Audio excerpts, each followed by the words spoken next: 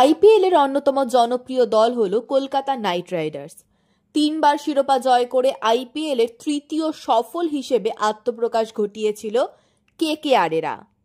2024 সালে আইপিএল এর শিরোপা জয়ের পর গত মরশুমে প্রত্যাশার তুলনায় অনেকটাই পিছিয়ে পড়তে হয়েছিল কলকাতা নাইট রাইডার্স দলকে। গত মরশুমে কেকেআর তালিকায় 8ম স্থানে তাদের অভিযান সমাপ্ত করেছিল। প্লে অফে যোগ্যতা অর্জন করতে ব্যর্থ হয়েছিল তারা। মৌসুম জুড়ে দলটি ব্যাটিং, বোলিং ও কৌশলগত সিদ্ধান্ত 3 দিকেই বারবার ব্যর্থ হয়।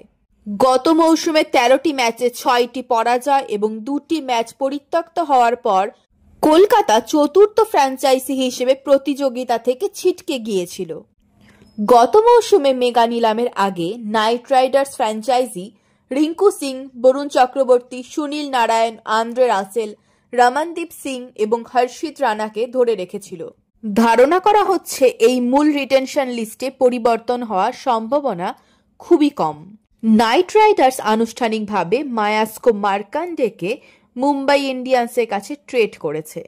মার্কান্ডে কেকেআরে যোগ দিয়েছিল 30 লক্ষ টাকায় এবং একই ফিতে তিনি এখন তার প্রাক্তন দল মুম্বাই ইন্ডিয়ান্সে ফিরে গিয়েছে।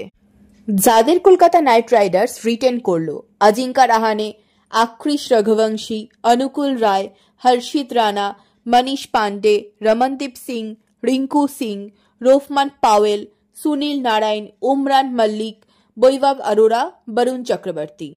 যাদের ছেড়ে দেওয়া হলো: Luvnith Sisodia, Quinton de Kock, Rahmanullah Gurbaz, Venkatesh Iyer, Andre Russell, Moeen Ali, Spencer Johnson, Anrich Nortje, Chetan সাকরিয়া।